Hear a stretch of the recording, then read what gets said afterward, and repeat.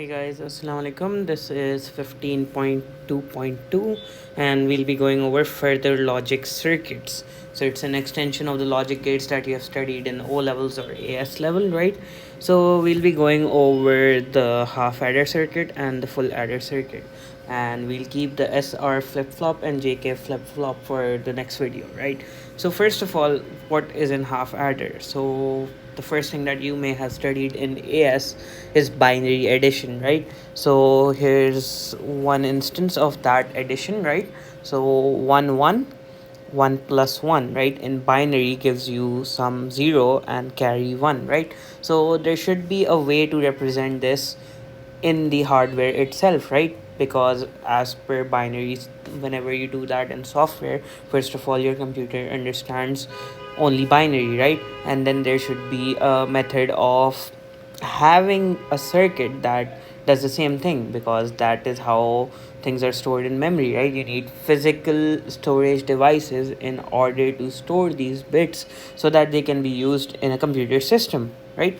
So that is where half adders and full adders are needed, right? So half adder is used in binary addition and it is one of the simplest circuits, right? And this carries binary addition on 2 bits, generating 2 outputs, right? Here we can see those marked as S and C. S stands for the sum bit, where here 0 is the sum, and C stands for the carry bit, where the carry is 1, right? Because that is how it is. You get 1 0 when you add 1 and 1, right? Okay, so here the same example is shown. Consider 1 plus 1, it will give you a result 1 0, which is the binary value 2, right? And the 1 is the carry and 0 is the sum, right?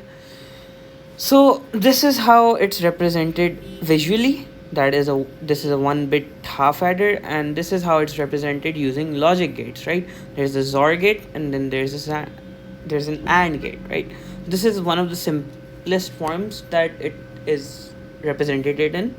But since we all know that NAND and NOR gates, NAND specifically is a universal gate, right? Every other gate can be created from a NAND gate, right? Or even a NOR gate to some extent, right? So here I have another representation of the half adder through multiple, what are these gates called? NOR gates, right? So this uses 1 2 3 4 and 5 NOR gates in order to create a half adder, right? Now why do we use these? Why do we use NOR gates or NAND gates instead of XOR and AND? First of all, XOR and AND gates are pretty expensive, right? Hence we use NAND gates, which are very cheap, and even if you buy tons of them, right, it would still cost you less than what a XOR and an AND gate would cost. Maybe that's how stuff works sometimes, right? So that's how you go for a cheaper option. You create a little more complex circuit, but you can then just use truth tables and you can know their logic and then decompose it in order to get the same truth table for S and C, right? Here X and Y. So you could just go over the circuit and use the truth table in order to get the sum and carry bit from here, X and Y. One of them would be the sum, one of them would be the carry. Now it's your job to use your logic circuit diagrams and your truth table in order to get the final values, right? And this specific one is just taken from a past paper, so you might find different kinds of variations for a half adder and a full adder in past papers as well, right? So the important part is that it only has 2 inputs, so that's easy to understand, and that's how you know it is a half adder, right? Because it only has 2 inputs, right? So now we go over to full adder, right? So full adder is made out of 2 half adders, as you can see through the visual representation. So there are 2 half adders, and then there's an OR gate, and then there's a carry out, and there's a sum, right? So it gives you the same thing, right? Here also you're getting sum and carry, but here it should be full adder, right?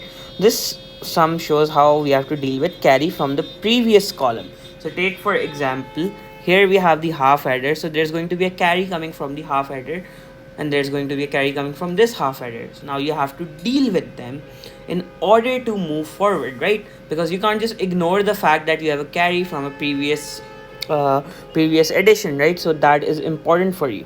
So now we go over to how it's represented in logic circuits in a simpler diagram, right? You might find different variations in past papers when you go over past papers, but here the simplest form is shown to an extent.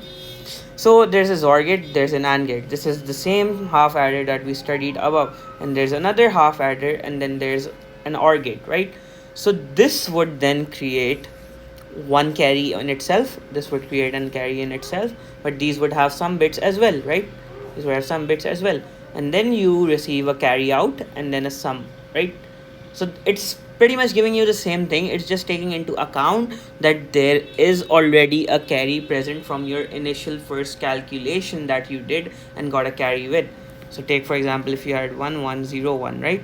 So this is your sum, this is your carry. So now you have to take it into account if there's another calculation taking place, right?